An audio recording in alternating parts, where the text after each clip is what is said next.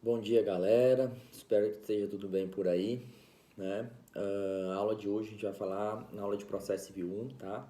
Então não pude gravar a aula no dia certo, na segunda-feira, mas vou gravar hoje e deixo aí disponível para vocês aí no canal do YouTube e posto lá no Google Sala de Aula também para vocês acessarem quando quiserem, tá bom?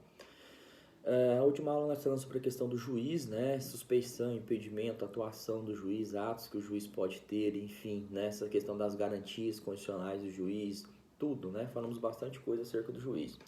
Hoje, pessoal, nossa aula se resumirá à questão dos auxiliares do juiz, tá? Então, como que funcionam esses auxiliares da justiça propriamente dito, certo? Então, nossa aula vai compreender ali do artigo 149 do Código de Processo Civil, tá? E eu espero chegar até o 175, pessoal, que fala dos mediadores e conciliadores, tá? Então, eu espero falar tudo isso na nossa aula de hoje aí e deixar disponível para vocês. Aí na próxima aula eu vou falar sobre Ministério Público, Defensoria, Advocacia, assim vamos seguindo aí, né, caminho normalmente aí para a conclusão do nosso semestre, tá bom? Então, pessoal, vamos lá. Né? Primeira coisa que nós vamos falar aqui, quem são esses auxiliares da justiça, tá? Então, vocês peguem o Código de Processo Civil, lá no artigo 149, para a gente começar a entender quem são esses auxiliares da justiça aí, como que eles trabalham, enfim, toda essa galera aí, tá bom?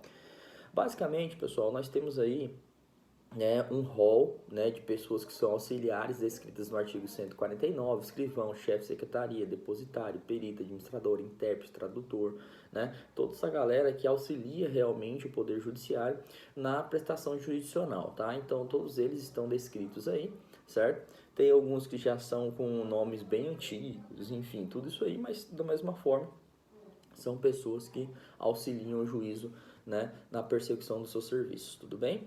Então, basicamente, pessoal, nós temos uma divisão, né, lógica das seções. Então, o capítulo 3, né, a partir do artigo 149, trata desses auxiliares da justiça. E aí há uma divisão de seções, tá? E nós vamos falar cada tipo de seção específica, cada um que compõe esse auxiliar da justiça para persecução, né, jurisdicional. Então, basicamente, como auxiliar da justiça, pessoal, nós temos quem? O chefe de secretaria e oficial de justiça, tá? Que não existe nenhum ofício, tá, pessoal? Que não compõe um chefe de secretaria e um oficial de justiça, tá? Então quer dizer o que, pessoal? Todo juízo, pelo menos um ofício ele terá, tá? E esse ofício compreende o chefe de secretaria conjuntamente com o oficial de justiça. Nós vamos falar mais à frente um pouco sobre isso. Nós temos o perito, tá? Também que é um auxiliar da justiça, tá bom? Que ele vai prestar serviços técnicos científicos, onde o Poder Judiciário não tem por si só como, né, prever determinada situação ou analisar determinada situação de cunho mais específico de cada área. Não tem como impor ao juiz ter conhecimento sobre engenharia, né, sobre medicina, então não temos como impor isso a ele, tá bom? Então vai ser necessária a nomeação de perito e aí vamos analisar todas essas regras da perícia, como que ela deve proceder, né, regras de impedimento, suspeição também que se aplicam nessa questão do perito, tá bom?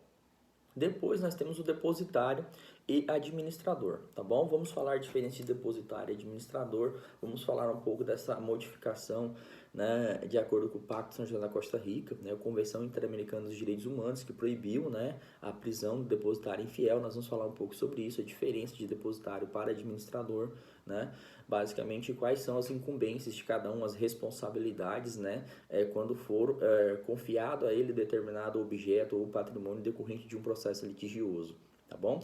E as responsabilidades, tudo isso que podem ser implicadas, se há pagamento, como que funcionam todas essas questões. Após isso, nós vamos ver a questão do intérprete e tradutor, quando é necessária essa questão do intérprete e tradutor, né, a responsabilidade dele, enfim, todas as questões que são necessárias para a condução processual, tá bom? E por fim, pessoal, os conciliadores e mediadores, ver a diferença de conciliação, mediação, né, falar o que cada um deve ter, como que funciona isso no nome dos tribunais, certo? Então, os CEJUs, que são os Centros aí Judiciais de Solução de Conflito, falar um pouco sobre isso quando existe, né, essa possibilidade, certo? Como que funciona o ingresso nessas questões, né, que pode ser voluntário, pode ser por meio de concurso público, pode ser remunerado, pode não ser remunerado, enfim, né? Temos todas essas formas de atuações aí, né, desses conciliadores e mediadores, tá? Deixa eu só ajeitar o celular mais um pouco aqui, né, pessoal, que tá muito aí. Beleza, então ficou bem melhor agora, tá no centro da tela, né? Porque eu tô com o computador aqui para mim acompanhar os artigos aqui basicamente, tá bom? Então vamos lá, pessoal. Vamos basicamente conceituar agora, né, quem são esses auxiliares da justiça, tá, pessoal? Ó, então, são auxiliares do juízo ou da justiça, tá? Pessoas que se destinam a dar apoio às atividades envolvidas pelo órgão jurisdicional, complementando-as dentro ou fora da sede do juízo. Tá? Os atos auxiliares do juízo gozam de presunção de veracidade e lisura, sendo os auxiliares presumidamente equidistantes das partes até prova em contrário. Então, basicamente, né, eles têm esse dever de auxiliar o juízo, tá, ou o poder jurisdicional, a desenvolver realmente a sua atuação diante de um caso concreto, né, dentro do fórum, enfim, suas atribuições específicas, tá bom? E é de suma importância esses auxiliares da justiça.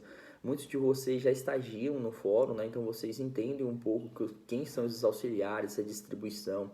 Cada auxiliar tem sua atribuição específica, né, que normalmente praticam os atos ordinatórios, né, que auxiliam o juiz, né, a determinação de mandado, né, enfim, vamos falar cada questão específica disso aí, tá bom? Então, beleza. Então, nós já falamos, dividimos cada um, o artigo 149 traz um rol de quem são os auxiliares de justiça, tá? Basicamente. Vamos começar a falar então do escrivão ou chefe de secretaria, tá? E o oficial de justiça, tá? Então, como eu já disse para vocês, pessoal, não existe basicamente nenhum ofício de justiça, tá? Sem um chefe de secretaria e o oficial de justiça, tá bom? Então, cada ofício, pessoal, tem que ter pelo menos o que? Um chefe de secretaria e um oficial de justiça. É uma estrutura mínima, tá? Para funcionar realmente determinada comarca, determinado foro específico, tá? Então, nós chamamos de cartório ou secretaria, tá bom? Então, essa é a terminologia adequada. Então, não existe nenhum ofício, tá? Sem ter pelo menos o chefe de secretaria e o oficial de justiça para compor o cartório, tá bom? Podemos ter mais de um ofício dentro de um mesmo juízo, tá? Então, não tem problema nenhum, certo? Então, esses vários ofícios, né, serão responsáveis pelo cumprimento das determinações judiciais, tá? Então, assim, a regra é que cada juízo haja pelo menos esse ofício, tá? Não impede de ter mais de um, certo? Então, pode ter mais de um ofício atuando, né, dentro de um mesmo juízo. Por exemplo, as comarcas de vara única, tá bom, pessoal? As comarcas de vara única, como a demanda processual pode ser meio extensa e ter apenas um juiz, então automaticamente ele pode criar ofícios específicos, tá, de acordo com a necessidade, certo? E disposição do tribunal com auxiliares, tá, para atuar em cada área específica, auxiliando, né, em determinada área própria, tá bom? Então, basicamente é isso. Essa questão dos chefes de secretarias, né, dessa questão do escrivão oficial de justiça está regulamentada, pessoal, do artigo 150 a 155, basicamente, tá? Que é o que nós vamos ver a partir de agora. Então, beleza. Vamos lá no 150. Em cada juízo haverá um ou mais ofícios de justiça, cujas atribuições serão determinadas pelas normas de organização judiciária. Então já sabemos disso, já falei para vocês que cada juízo pode ter no mínimo um, mas pode ter mais de um, caso haja necessidade, para a realização das atribuições mínimas, tá, da prestação jurisdicional. 151. Em cada comarca, seção ou subseção judiciária, haverá, no mínimo, tantos oficiais de justiça quanto sejam os juízos. Então, quer dizer o que, pessoal? Para cada juízo, pelo menos um oficial de justiça, tá? O que é o oficial de justiça? Nós vamos falar um pouco mais à frente, tá? O oficial de justiça é aquele que incumbe o cumprimento de determinados mandatos, ele tem determinadas atribuições específicas, né? Cumprimento de determinações judiciais, tá? Então, a intimação, informação de ato jurisdicional, enfim, tudo isso aí, tá? Nós vamos falar um pouco sobre ele daqui a pouco. Mas ele deixa muito bem claro, o nosso Código de Processo Civil, que em cada juízo terá pelo menos um oficial de justiça. Beleza, pessoal. Artigo 152. Incumbe ao escrivão ou ao chefe de secretaria. Vamos ver as incumbências realmente, né, do chefe de secretaria, do escrivão, né? Essa pessoa que realmente é o chefe de cartório, basicamente. Olha só. 1. Redigir na forma legal os ofícios, os mandados, as cartas precatórias e os demais atos que pertencem ao seu ofício. 2. Efetivar as ordens judiciais, realizar citações, intimações, bem como praticar todos os demais atos que lhe forem atribuídos pelas normas de organização judiciária. Comparecer a audiências ou, não podendo fazer, designar servidor para substituí-lo. manter sob sua guarda e responsabilidade os autos, não permitido que saia do cartório, exceto nas situações previstas, que é no caso, por exemplo, de vistas a procurador, né, se estiver na mesa do juiz para conclusão, para julgamento, né, então remetido a contador, enfim, todas essas questões. Hoje, com o processo, como o processo é eletrônico, pessoal, na maioria das comarcas do Brasil já estão no meio eletrônico, automaticamente fica muito prejudicada essa questão aqui, né, dessas exceções básicas, tá bom? Agora, pensem que um processo físico e um processo físico, tudo bem. Aí nós temos que ver isso aqui, a carga do advogado, vistos né, para o defensor, para o Ministério Público, enfim, tudo isso aí.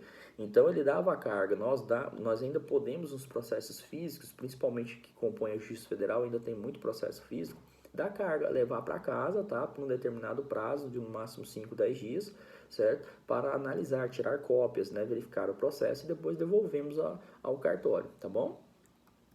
5. Fornecer certidão de qualquer ato ou termo do processo, independentemente de despacho, observadas as disposições referentes ao segredo de justiça, tá? Fornecer certidão relativa ao processo, qualquer coisa que tenha correlacionado àquilo.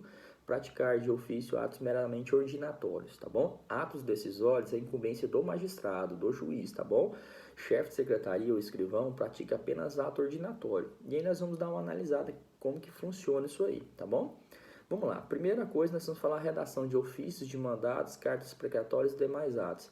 Pessoal, basicamente são documentos oficiais em geral, tá? São documentos que dão andamento à relação processual, ou seja, são aqueles documentos originatórios, tá? Então, os ofícios são encaminhados a determinadas repartições públicas, enfim, né? Mandato, citação, intimação, tá? Carta precatória também, que pode ser enviada para outras comarcas para cumprimento de uma citação, de uma oitiva de testemunha, qualquer coisa nesse sentido aí, tá bom? Outra coisa, efetivar ordens judiciais, pessoal. O que acontece, pessoal? Aqui, esse chefe de secretaria, ele vai contar com o auxílio de quem, pessoal? Auxílio do oficial de justiça, tá? Para cumprir essas ordens judiciais. Então, vamos lá. Pessoal, vamos supor que seja expedida uma ordem citatória ou intimatória, tá? Cumpra ao chefe de cartório avaliar a sua forma de realização, certo? Ou seja, se é por meio de correio, se é por meio do diário oficial ou por meio de oficial de justiça essa citação. Ele expede o respectivo mandato, tá? E determina que seja o quê? Cumprida aquela citação, aquela intimação, tá bom? Então, se for para o oficial de justiça vai lá e cita pessoalmente o indivíduo. Então, cabe a ele fazer todo esse trâmite burocrático necessário, tá? Para a intimação, na informação daquele ato processual para aquela parte correlacionada ao processo, tá bom? Então, basicamente é isso aí que é outra atribuição. Atuar nas audiências, pessoal. Certo? Então, assim, o que é essa atuação aí, certo? Por exemplo, para auxiliar na redação das atas, auxiliar o juiz na formulação de documentos, tá? Então, fazer o pregão das partes, das testemunhas, né? Que é o chamando eles para comparecer em juízo, tudo isso aí, tá, pessoal? Então, todos esses procedimentos são realizados pelo chefe de secretaria, tá? Agora, pode ser delegado para outro, né, servidor auxiliar, não tem problema. Aqui nós chamamos ele, por exemplo, como assessor do juiz. O assessor do juiz pode auxiliá-lo nessas questões, o próprio oficial de justiça pode auxiliá-lo também na realização desses atos, tá? Aqui está falando que ele pode fazer, não quer dizer que somente ele deve fazer, tá bom? Então, assim, é uma atribuição que pode ser conferida a ele. Se o juiz entende que ele pode fazer essas questões, o juiz atribuirá. E é obrigação dele cumprir essas determinações, tá bom? Agora, o juiz normalmente é um oficial de justiça, né? Ou outro auxiliar que esteja ali, o assessor de juiz que esteja ali conjuntamente com ele, tá bom? Guarda e responsabilidade dos autos dos processos, pessoal. Aqui nós temos que saber o que, pessoal? Que temos uma atribuição, né, pessoal, acerca da ordem cronológica dos processos. Então, normalmente, os processos mais antigos têm uma ordem de preferência para serem julgados em detrimento dos processos mais novos, tá?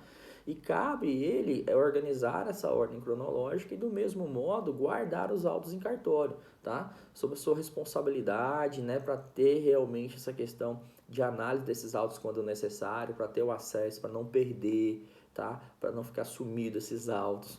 Hoje facilitou bastante, pessoal. Com o processo eletrônico é muito mais simples. Antigamente tinha aquelas, né, estantes imensas, tá, pessoal? Cheio de papel, de processos gigantescos lá.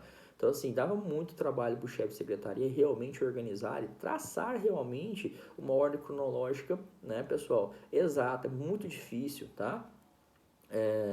Realizar isso propriamente, né? por meio físico, mas, enfim, né, ele era incumbência dele, basicamente, certo?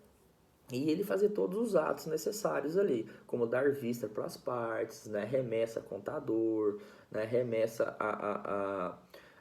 a outro juízo, no caso de uma modificação de competência, todas essas questões aí, né, são atribuições desse chefe de secretaria. Toma água aqui rapidinho.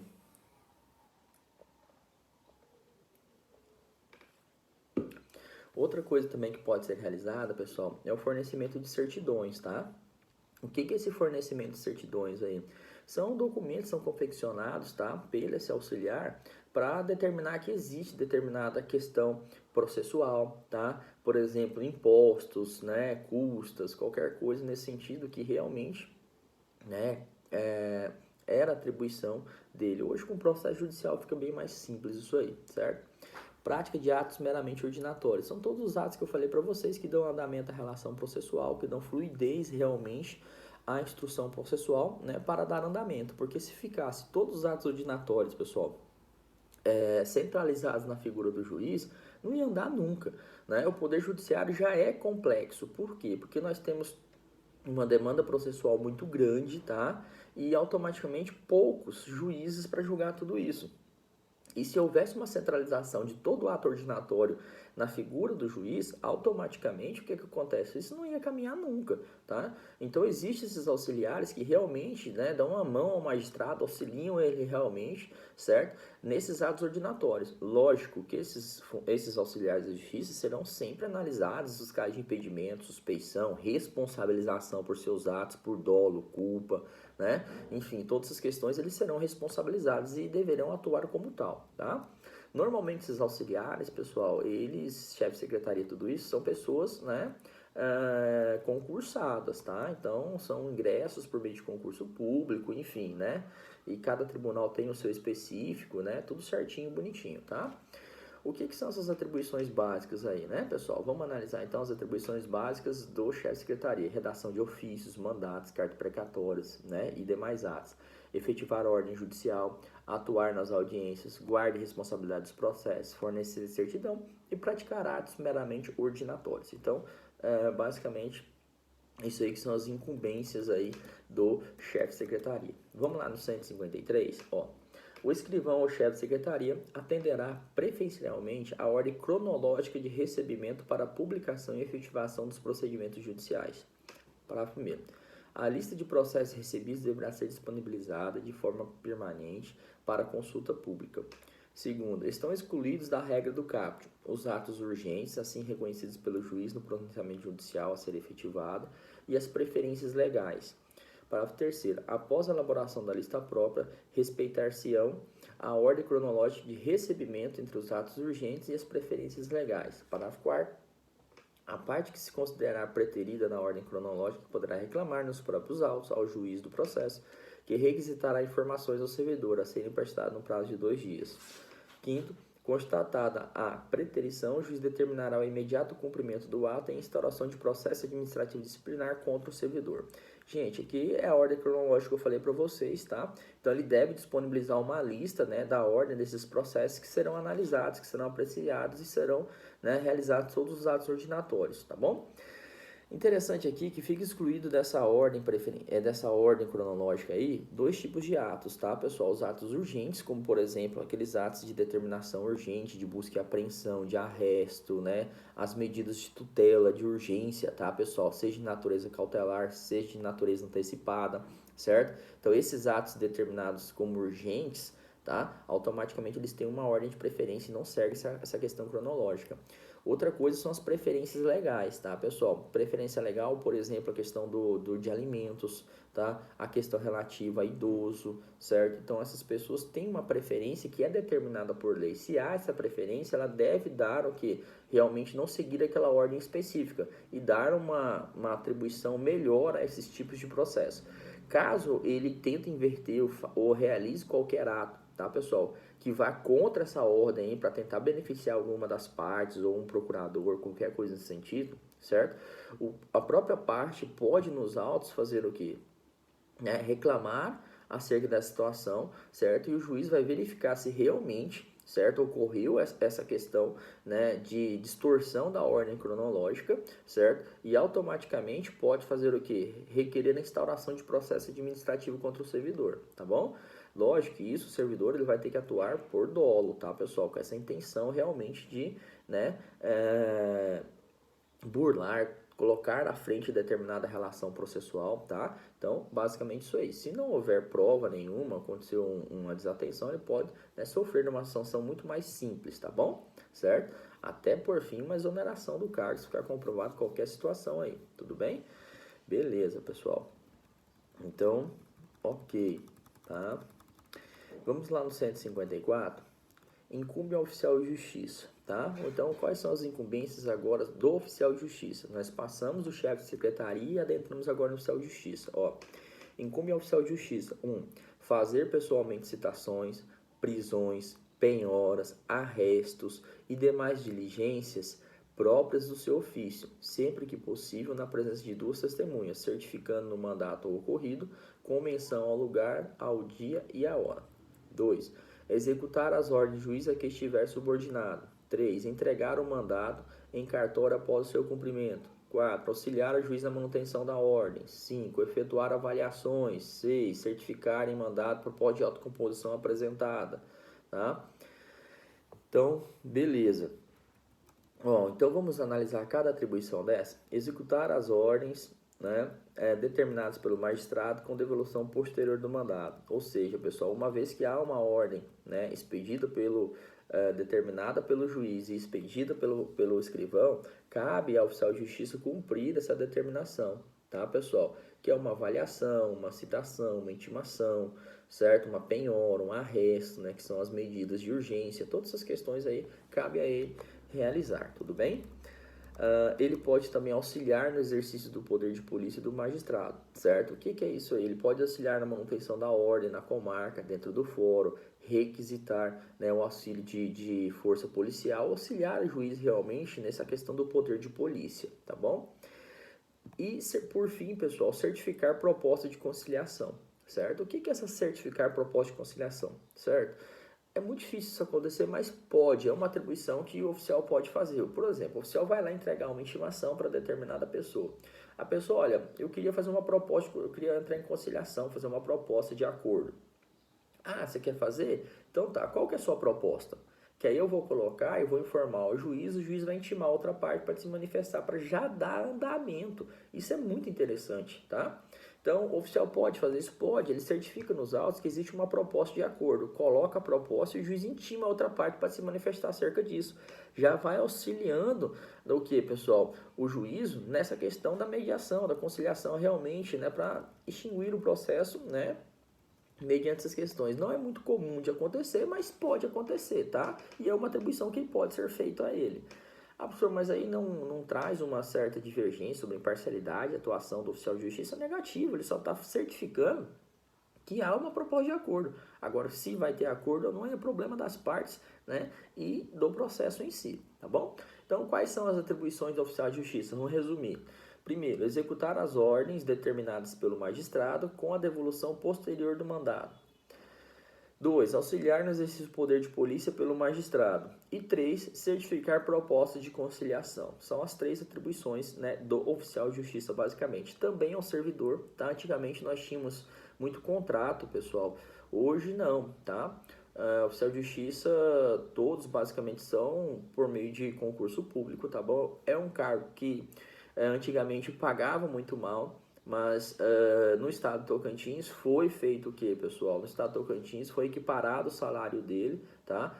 Acho que é dos magistrados, não sei direito aí. Então eles ganham uma remuneração bem legal, tá? É um trabalho complicado, certo? Porque você que vai estar na linha de frente realmente para uma reintegração de posses, você entendeu? Ou manutenção, uma questão de medida de sequestro, arresto de patrimônio, você entendeu? Então, você que está na linha de frente realmente é um serviço, só que é um serviço mais tranquilo de ser feito, tá bom, pessoal? Não tem tantas responsabilidades como um juiz, por exemplo, tá bom? Ou um membro do Ministério Público, tá? Ou as próprias partes, mas não deixe de ter sua própria responsabilidade, tá?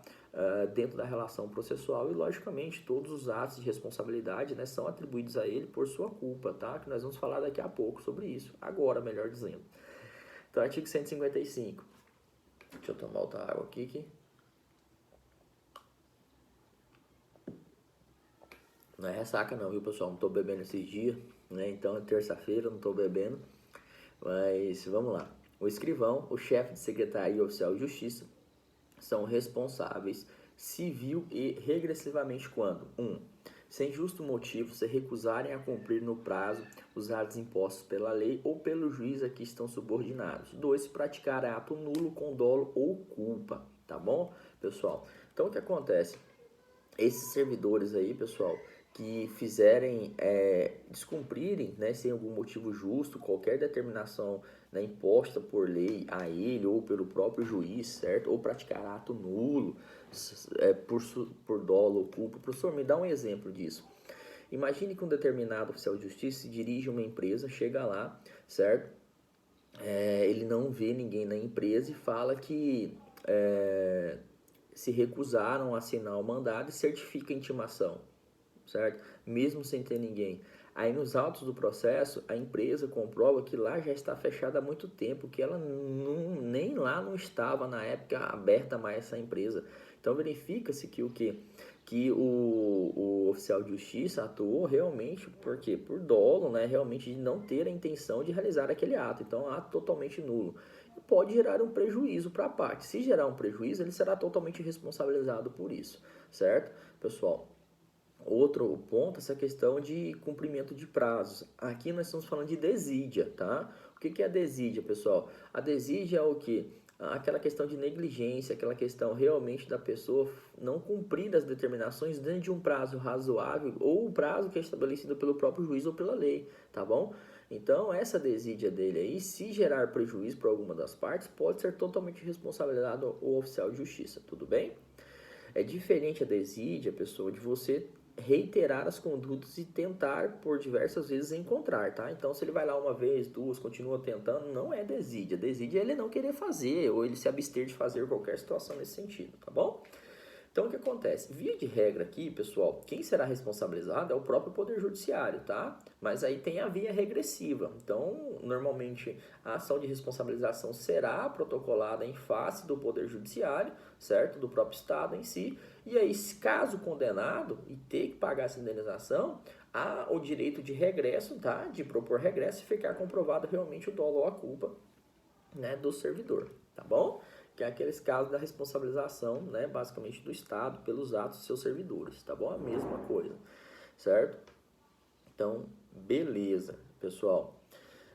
Terminamos chefe de secretaria e oficial, tá? Agora nós vamos falar um pouco sobre o perito, pessoal, artigo 156. Vamos falar um pouco do perito aí, tá? Como que funciona essa questão, ó. O perito é o auxiliar juiz que tem conhecimentos técnicos ou científicos específicos sobre determinados fatos alegados no processo, tá? Então, trata-se de um auxiliar ocasional, que não é um auxiliar que atua em todo o processo, só naqueles processos que realmente for necessário para a produção probatória, tá? Ou de uma prova técnica, que o juiz não tenha conhecimento. Então, necessita desse auxiliar para que ele realmente tenha uma melhor visão, que explique aquela situação, tá, para ele, para que ele possa ter um entendimento mínimo para poder julgar aquele caso, tá bom? Então vamos ver o 156. O juiz será assistido por perito quando a prova de fato depender de conhecimento técnico ou científico. Parágrafo 1º. Os peritos serão nomeados entre os profissionais legalmente habilitados e os órgãos técnicos ou científicos devidamente inscritos em cadastro mantido pelo tribunal ao qual o juiz está vinculado. Parágrafo 2º. Para a formação do cadastro, os tribunais devem realizar consulta pública por meio de divulgação numa rede mundial de computadores ou em jornais de grande circulação, além de consulta direta a universidades, conselhos de classe, MP, defensoria, OAB, para indicação de profissionais ou de órgãos técnicos interessados. Terceiro, os tribunais realizarão avaliações e reavaliações periódicas para a manutenção do cadastro, considerando a formação profissional, a utilização do conhecimento e a experiência dos peritos interessados. Quarto, para a verificação de eventual impedimento ou motivo de suspeição, nos termos do artigo 148 e 467, o órgão técnico ou científico nomeado para a realização da perícia informará ao juiz os nomes e os dados de qualificação dos profissionais que participarão da atividade. Quinto, na localidade onde não houver inscrito no cadastro disponibilizado pelo tribunal, a nomeação do perito é de livre escolha pelo juiz e deverá recair sobre o profissional ou órgão técnico científico comprovadamente detentor de conhecimento necessário à realização da perícia, tá? Então, vamos lá, pessoal, vamos por partes aqui para a gente entender basicamente aqui como que funciona isso aí, certo? A primeira coisa é que os peritos podem formar cadastros, pessoal, no Tribunal de Justiça por área, tá? Então, um médico, um engenheiro civil, um engenheiro elétrico, um engenheiro agrônomo, tá? Então, essas pessoas podem, né, fazer cadastros no Tribunal de Justiça para avaliação, certo? E aí fica mantido esse cadastro, uma vez que há necessidade, o juiz entra nessa lista e começa a nomear essa galera aí, entendeu? Então, basicamente é isso. Para fazer esse cadastro, você tem que enviar todas essas documentações certificando sua capacidade técnica, certo? Ou seja, certificado de conclusão de curso, de ensino superior, pós-graduação, especialização, enfim, tudo isso aí, certo? A regra é que o juiz faça o quê? Verifique primeiramente as pessoas já cadastradas. Se existem pessoas cadastradas, nomeia que está lá, tá bom? Se não tem pessoas cadastradas naquela área específica, ele tem a livre nomeação, certo? Ele pode nomear qualquer um que ele entenda que tem essa capacidade técnica para verificar aquilo. Nessa livre nomeação, a pessoa deve, ao apresentar, né, os valores, a necessidade ou o aceite, né, basicamente da realização da perícia, juntar todos os documentos que comprovem a sua capacidade técnica, porque ele não tem cadastro. Aí há necessidade de juntar. Se você já tem cadastro no tribunal, presume-se o quê? Que você já tem informado essa documentação. Então não há necessidade de informar novamente tais documentos, tá bom? Agora, se é uma nomeação livre de uma pessoa que não é vinculada ao tribunal, automaticamente há a necessidade de quê, pessoal? De informar realmente essa documentação, certo? Então, beleza. Então, ó, beleza. Então, nós temos essas duas formas. O primeiro é a inclusão em órgãos, tá? E o segundo, não haver perito escrito. Já falamos sobre isso aí. 157, vamos lá. O perito tem o dever de cumprir o ofício no prazo que ele designar o juiz, empregando toda a sua diligência, podendo excusar-se do encargo, alegando motivo legítimo. Parágrafo 1º. A escusa será apresentada no prazo de 15 dias, contado da intimação da suspeição do impedimento superveniente, sob pena de renúncia ao direito a alegá-la.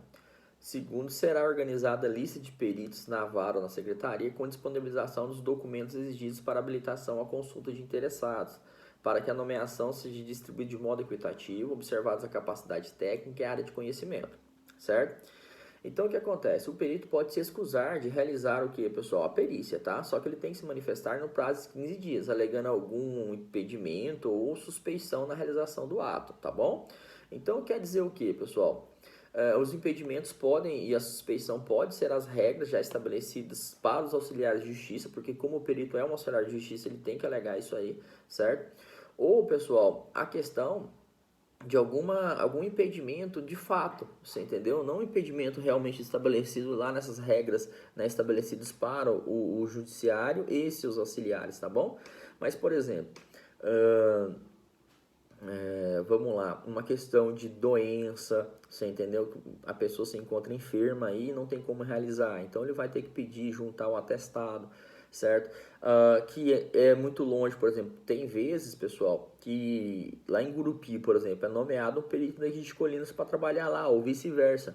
Então ele vai falar que é inviável financeiramente e terá gastos extraordinários para a realização dessa perícia, tá? Então, assim, que não compensa a realização da mesma, é muito longe, é distante, então pode acontecer, porque o cadastro fica lá, então você nomeia a pessoa, você entendeu? Então aí ele fica inviável realmente fazer isso aí, tá bom? Então, assim, tem que falar a escusa e motivar o porquê dessa escusa dele da não realização da perícia quando intimado a fazê-lo, tá bom? Nesse prazo de 15 dias aí, certo? Então, assim, basicamente é isso. Se ele não falar, pessoal, nada, automaticamente ele vai ter que cumprir essas obrigações sob pena de ser imposto uma multa para ele, tá? Então, o perito que não cumpre o que é determinado pode ser imposto uma multa de até 2%, pessoal, do valor da causa, tá bom? Salvo engano. 158.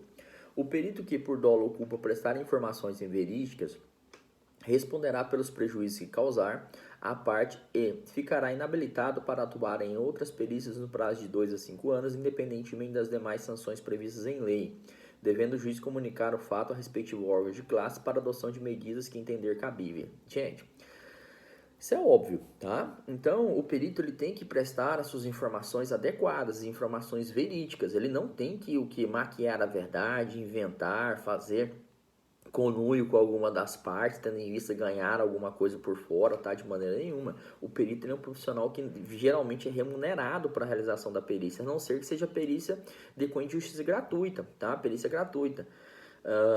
Então, se não for gratuita a perícia, automaticamente, pessoal, ela é remunerada, tá bom? Quem deve pagar a perícia? Nós já falamos sobre isso, tá? Lá atrás. Ou seja, a perícia, ela deve ser paga por quem requereu, tá? Se ambas as partes requererem, divide 50% para cada um, tá bom? Então, e lá na frente ela se inclui na questão sucumbencial, ou seja, a parte vencida vai ter que fazer o quê? Ressarcir os gastos com a perícia, tá? Então, basicamente é isso.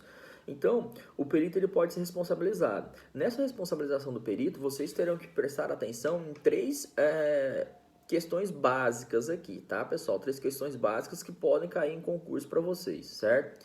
Então, primeiro, se ele age com dolo ou culpa para prestar essas informações inverídicas, tá? Então, ele será responsável civilmente pelos danos causados. Então, ele será responsável pelos prejuízos. Então, a primeira coisa, o perito pode ser responsável pelas informações do laudo pericial, desde que atue com dolo ou culpa na realização do laudo. Perfeito, pode. Segundo, pessoal, qual a consequência? Além da responsabilização, a segunda aqui é o quê? Inabilitação para funcionar em outro processo como perito de 2 a 5 anos. É de 2 a 5 anos, tá? Mínimo 2, máximo 5. Não é 10, não é 20, não é 15, não começa com 3, tá? Então, tomem cuidado. Eu já vi questão de concurso falar que é de 3 a 8. De 3 a 5, tá errado, você entendeu? É de 2 a 5 anos. Fiquem espertos com esse tempo. E por fim, pessoal, ainda há comunicação onde? Do seu órgão de classe, tá bom? Então, vai ser comunicado ao seu órgão de classe para tomar os procedimentos administrativos com relação à efetivação ou não daquela perícia ou daquela informação, para apuração realmente de uma responsabilização administrativa, podendo até ter a sua carteira de classe, a sua habilitação funcional para trabalhar caçada, viu? Suspensa, caçada, depende do ato que ele incorrer literalmente, tá bom? Então, tem que tomar muito cuidado com isso. Perfeito? Perito? Beleza. Vamos adiante, pessoal. Vamos falar agora do depositário e administrador, tá bom? Então, pessoal, o que é o depositário administrador? É uma figura muito típica dos processos cíveis, tá? Pessoal, principalmente quando há a questão de apreensão judicial de bens, certo? Que necessita de uma guarda e conservação. Então, o bem, esse patrimônio que é apreendido judicialmente, se houver a necessidade, ele vai ficar, né, com o depositário ou administrador, tá? Primeiro, pessoal, qual que é a diferença entre depositário e administrador? O depositário, ele tem a obrigação apenas de guarda e conservação do bem. O administrador, ele tem o que é obrigação de guarda e conservação, só que ele também tem a necessidade de praticar atos de gestão, tá? Ou seja, atos de organização, de gerir determinada situação específica, tá? Que não necessita do depositário. O depositário só guarda o patrimônio. O administrador, além de guardar, ele tem que gerir esse patrimônio, né? Organizar, fazer questões que são necessárias para o bom desenvolvimento do bem, tá? Ou daquele patrimônio, daquele objeto específico, tá bom? 159. A guarda e a conservação dos bens penhorados, arrestados, sequestrados ou arrecadados serão confiadas a depositário ou administrador, não dispondo além de outro modo, tá bom? Então, beleza, tranquilo. 160. Por seu trabalho, o depositário ou administrador perceberá a remuneração que o juiz fixará, levando em conta a situação dos bens, o tempo do serviço e as dificuldades de sua execução. Parágrafo único. O juiz poderá nomear um ou mais prepostos por indicação do depositário ou do administrador. Prepostos são pessoas que irão auxiliar, tá? O depositário ou o administrador na execução do seu serviço público, tá? Do serviço que foi incumbido pelo juiz, tá bom? Então, assim, eles, via de regra, receberão uma remuneração por isso, tá? Por essa guarda da situação dos bens, certo? E na execução. Qual que é o grande problema, pessoal?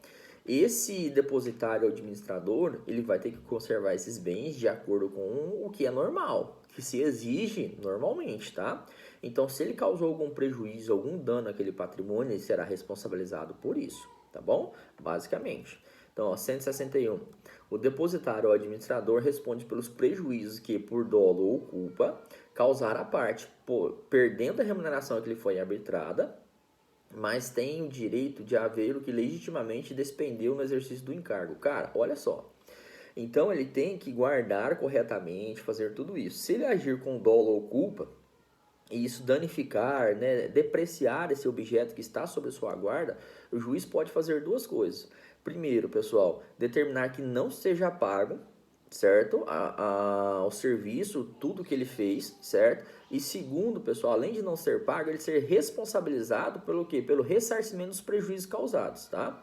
A única coisa que o juiz não vai retirar dele é o direito de quê? Dele perceber os gastos que ele teve com a manutenção daquela coisa. Se ele teve gastos com a manutenção daquele objeto, daquele patrimônio, enfim, daquele bem, automaticamente ele tem o direito de ser ressarcido, porque seria injusto também, né? O cara gastou para ter em depósito, para administrar aquele patrimônio e automaticamente não receber nada por isso, aí seria injusto. O que pode ser medida de justiça é o quê? Primeiro, como a incumbência pública, ele tem a sua responsabilidade sobre o ato, tá? Sobre os bens. Então, ele ser responsabilizado ainda de deixar de perceber a remuneração com a qual teria um direito, tá bom? Então, basicamente é isso, certo? Então, assim, é um serviço que, né, não é tão complicado como a gente pensa, tá bom? Mas tem todo ato, né, que envolve a questão de serviço público tem o seu grau de responsabilidade. E a pessoa deve atuar com zelo realmente, tá? Para garantir que ele não seja responsabilizado ou venha sofrer qualquer instrumento de responsabilização, tá bom? Parágrafo único. O depositário infiel responde civilmente pelos prejuízos causados, sem prejuízo de sua responsabilidade penal e da imposição de sanção por ato atentatório à dignidade e justiça. Gente, vamos lá. Primeira coisa. Prisão civil de depositário infiel, que está lá no artigo 5º da Constituição. Deixa eu pegar aqui qual o inciso, pessoal. Inciso 67, tá? Inciso 67. Gente, não pode, tá? Então, se depositário infiel não pode mais. Por quê, pessoal? Porque nós somos signatários do Pacto de São José da Costa Rica, ou Convenção Interamericana dos Direitos Humanos, a qual proíbe qualquer tipo de prisão civil, salvo em caso de prestações alimentícias, tá? Então, essa parte aí do depositário infiel restou totalmente prejudicada, tá? Já é sumulada essa questão pelo STF, nós já temos a súmula vinculante número 25, que reza o seguinte: é ilícita a prisão civil de depositário infiel, qualquer que seja a modalidade de depósito, tá? Então, beleza, vamos entender isso aqui, tá? Então, quer dizer o quê? Antigamente, aquele que recebia um patrimônio e colocava ele sob sua guarda, pessoal, tá? E de alguma forma ele depreciava esse patrimônio, ele poderia ser preso por isso. Vamos lá. Pode ser depositária a própria parte do processo? Pode, não tem problema nenhum. Então, por exemplo, eu ingresso com uma ação de busca e apreensão de um bem. O juiz determina. E na própria ação de busca e apreensão, eu quero que o depositário seja o meu cliente, o autor. O juiz concede tudo. Beleza, fica o meu autor. Então, eu vou lá, pego um veículo, fico como depositário o autor. O autor some com o veículo. Vendeu o veículo aí, desfez, né? Enfim, tudo isso aí. Certo? Meu cliente. O que acontece? Antigamente, como ele não apresentava, não poderia mais apresentar registro, que ele sumiu com isso, com o carro, ele poderia ser preso até apresentar o valor correspondente ao próprio veículo. Era uma forma coercitiva dele o quê? Dele apresentar realmente aquele bem que foi confiado a ele e ele foi infiel àquela garantia, aquela fé que o Poder Judiciário colocou nele, tá bom? Então ele poderia até ser preso por isso. Hoje isso não pode mais, tá? Então ninguém é preso por dívida, porque se fosse preso, Ave Maria, né? Então muita gente seria preso, eu mesmo estaria, né, no chilindró com prisão perpétua, tá? Então vamos lá. Fora a sacanagem, vocês que são estudantes estão mais fodidos que eu ainda, né? Literalmente, tá? Então, o que acontece? Isso não pode mais porque houve essa proibição do Pacto São José e nós somos signatários dele e houve essa questão. Então, não pode mais ter a prisão civil. Não quero dizer que não pode ter a prisão criminal, tá? O próprio parágrafo único é muito claro sobre isso. Então você pode responder por uma apropriação indébita, cara. É processo crime, professor? Eu posso ser preso? Pode, cara, tá? Isso não é prisão civil, é prisão penal, tá? Prisão penal você pode se ferrar do mesmo jeito. Então você não vai ser preso civilmente com uma forma de coerção, né?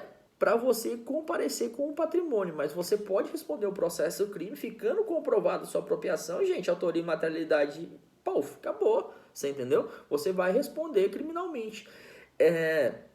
E ainda sem prejuízo que, pessoal, de uma pena para você de ato tentatório com a unidade de justiça, certo? Que nós sabemos o valor que é bem alto, expressivo, lá no artigo 77, já vimos isso aí, 70, 77 por ali, tá? Já vimos que é bem expressivo aí, certo? Então, você pode ser responsabilizado civilmente, penalmente, aí com o processo crime você pode ser preso, certo? E ainda sofrer a multa de ato tentatório com a unidade de justiça, tá? Então, são as três coisas que podem acontecer aí, tá?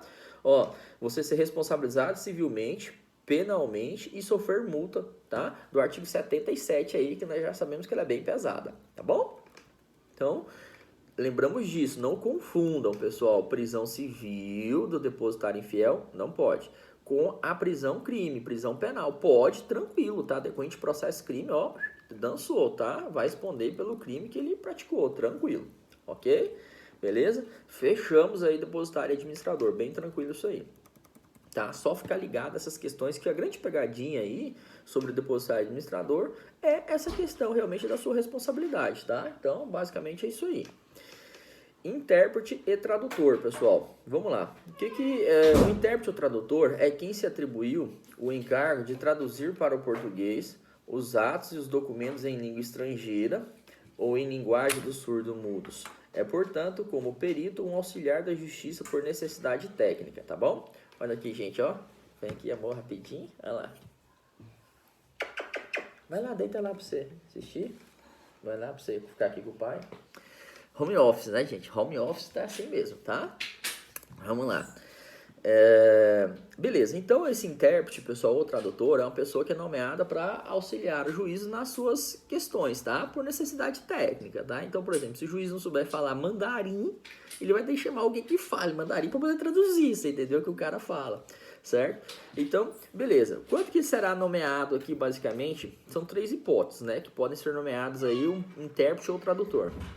Para traduzir documentos escritos em língua estrangeira, traduzir depoimentos colhidos em língua estrangeira, os depoentes que não conheceram o idioma nacional, ou seja, o português, tá? Para realizar a interpretação simultânea dos depoimentos quando a parte ou a testemunha se comunique por intermédio de libras, tá bom, pessoal? Então, essas são as três hipóteses aí. Então, tem alguma deficiência auditiva, né? E aí tem o surdo mudo, e aí pode ser necessário realmente alguém nesse sentido para analisar, para auxiliar, tá? Pessoal, do mesmo modo, pessoal, na realização de audiência, como o procurador for, tá? O juiz também pode nomear um intérprete aí, tá bom? Vamos supor que o advogado ou o Ministério Público é surdo-mudo. Pode acontecer? Óbvio que pode, gente, certo? Então, pode ser nomeado alguém para auxiliar na sustentação oral dele, na audiência? Lógico que pode e deve ser feito, tá? Então, a justiça tem que ser acessível para todos. Então, não só testemunha, parte, tá? Mas sim também procurador, MP pode, né, requerer um auxílio aí, basicamente, tá bom? Então, pode ter essa questão do auxílio. Então, beleza, tudo isso está no 62, certo? Do CPC, então, ok, tá bom? Pessoal, do mesmo modo, pessoal, as hipóteses de impedimento e suspeição do 144, 145 CPC serão aplicadas a esses auxiliares da justiça, tá? E do mesmo modo, compreende quem? Pessoal, os intérpretes e tradutores, tá? Então, todas aquelas questões de impedimento, suspeição, tá? Temos isso aí. Só que aí vem o artigo 163 e traz mais algumas hipóteses, pessoal, tá? Que trazem novos impedimentos desse tradutor e intérprete. Primeiro, não podem atuar como intérpretes ou tradutores.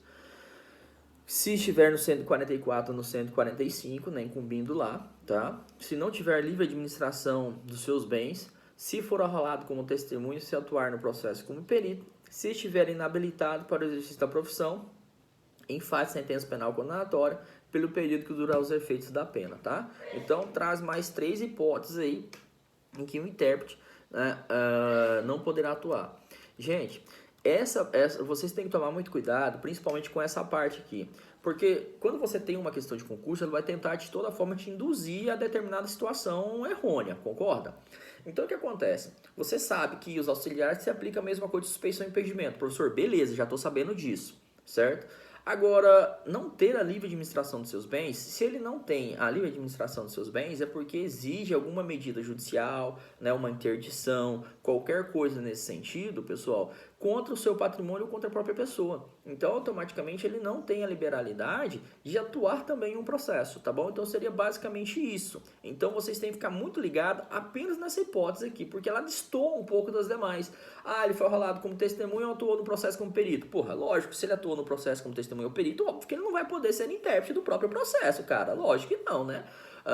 Ou que ele estiver inabilitado para o exercício da profissão por uma sentença penal. Então, pô, é meio lógico, tá? Agora, esse pedacinho destoa um pouco, então fiquem ligados nele, né? Lembrem disso, certo? Para vocês não errarem isso num concurso, tudo bem? 164, o intérprete ou tradutor, oficial ou não, é obrigado a desempenhar seu ofício aplicando os dispostos no 157 e 158, que é atuar com clareza, independência, né? Todas essas questões aí que estão estabelecidas dentro da nossa legislação, tá bom? Então, beleza. Fechamos essa parte de intérprete aqui também. Vamos para os conciliadores e mediadores judiciais, tá? Vamos falar um pouco dessa galera aqui, tá bom? Então, vamos falar um pouco dessa galera aqui, conciliadores e mediadores, ó. Basicamente é o seguinte, o Poder Judiciário, ele cria instrumentos para a pacificação social de uma maneira mais simples, né, para tentar desafogar um pouco os processos, né, tramitar com mais destreza, agilidade. E aí podem ser nomeados conciliadores e mediadores para realização, tá bom, pessoal, das audiências. Nós temos normalmente o SEJUS, que são Centros Judiciais de Solução de Conflito, tá? Ou, né, as conciliações ser realizadas no âmbito dos juizados, né, pessoas específicas, tudo isso, tá bom? Então, o que acontece, pessoal? As partes podem requerer alguém que seja mediador, né, deles, ou o próprio Poder Judiciário nomear alguém, tá bom? Primeiro, qual que é a diferença do conciliador, pessoal, para o mediador, tá?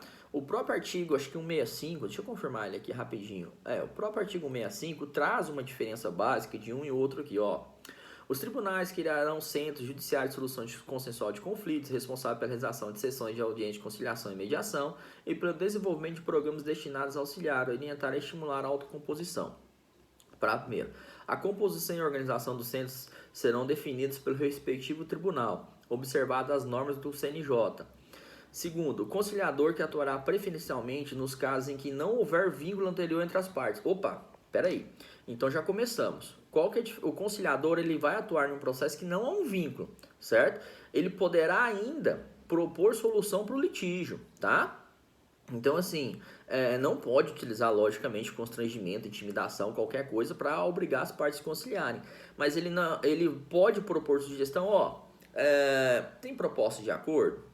Viu? Porque você não oferece tanto, dá uma diminuída aqui, vamos entrar em um consenso, vamos fazer um ajuste, vocês poderiam fazer assim, tá? Então ele vai propor algo. Isso é normal acontecer nas relações de consumo, não existe um vínculo anterior, mas ocorreu um problema dentro das relações de consumo, certo? E aí teve o ingresso no Poder Judiciário, automaticamente nessa audiência ele pode tentar propor uma solução, vamos trocar o produto, né? Por que você não troca o produto pra gente matar isso, certo? Então assim, ele pode fazer isso. Já o mediador, pessoal, ele não faz propostas, tá? E há um vínculo anterior entre as partes, certo? Então, assim, basicamente compreende as questões de família, tá? Então, as questões de família são clássicas aqui dessa questão da mediação, porque já existe um vínculo anterior, né? O vínculo matrimonial, certo? Então, existe essa necessidade aí de ter essa pessoa específica para atuar, porque é diferente a atuação dela. Primeiro, ela não pode fazer proposta, tá? Pelo menos é o que a lei traz, certo? Então, é o que fala o 65, parágrafo 3º. O mediador que atuará preferencialmente, tá? Pode atuar em outros? Pode, mas é preferência. Nos casos em que houver vínculo anterior entre as partes, tá?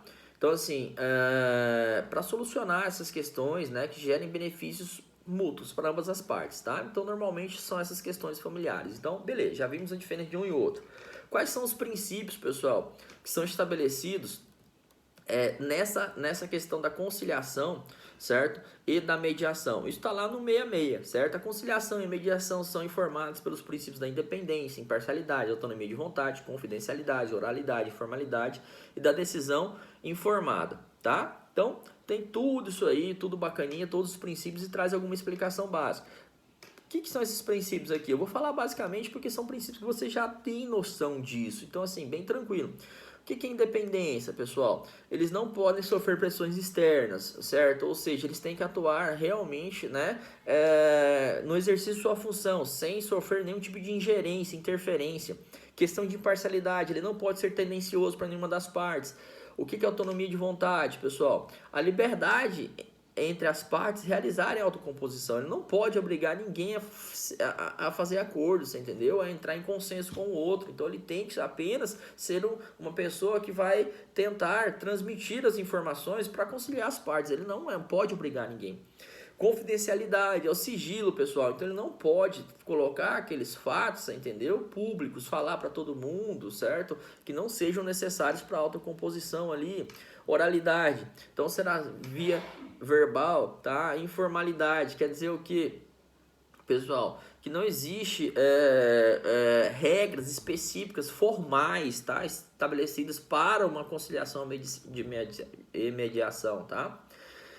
Princípio da decisão informada, quer dizer o que, pessoal? Que tem que informar todas as consequências, tá? Da conciliação, enfim, tudo isso aí, certo?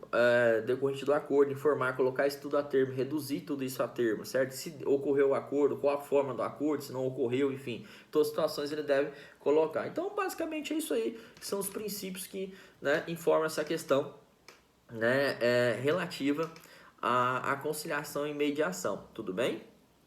Então, beleza. As mesmas regras, pessoal, do 144, 145, impedimento de suspeição, também se aplicam aos conciliadores. Meio óbvio isso aqui, tá? 172. O conciliador e mediador ficam impedidos pelo prazo de 1 ano, contado do término da última audiência em que atuaram, de assessorar, representar ou patrocinar qualquer das partes. Gente, se ele atuou em alguma audiência, pelo prazo de 1 ano ele não pode patrocinar, tá? Então, hoje eu sou conciliador, amanhã eu não sou mais, eu vou atuar nesse processo. Não posso, tá bom? Estou vedado por 1 ano, ok? Então, que são as vedações, pessoal, estabelecidas, tá bom? Então,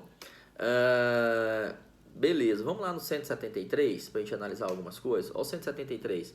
Será excluído do cadastro de conciliadores e mediadores aquele que agir com dolo ou culpa na condução, tá? Da mediação, tá? Violar qualquer dos deveres, né? Atuar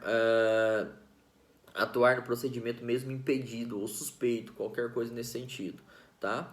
Pessoal, então, e pode ser apurado por meio de processo administrativo, certo? Então, e pode ser afastado das suas atividades por até 180 dias, certo? Então, vamos analisar então as causas de impedimento e exclusão de mediador ou conciliador. Então, primeiro, aplica-se as mesmas regras de impedimento e suspeição. Segundo, o advogado não poderá atuar, tá, em juízos perante... o conciliador não poderá atuar em juiz que já atuou como advogado ou vice-versa. Uma vez tendo atuado, não poderá ser assessor, representante ou advogado da parte por 1 ano. Causa exclusão do cadastro de 180 dias, se agir com dolo ou culpa, violar dever de confidencialidade ou atuar mesmo impedido ou suspenso, tá? Então pode causar sua exclusão dos cadastros por até 180 dias, tá bom? Beleza. No caso de impedimento, ele deve comunicar essa questão de impedimento, se abster de atuar nesse processo realmente, certo? Literalmente, ó, o 170, 171 aí, ó.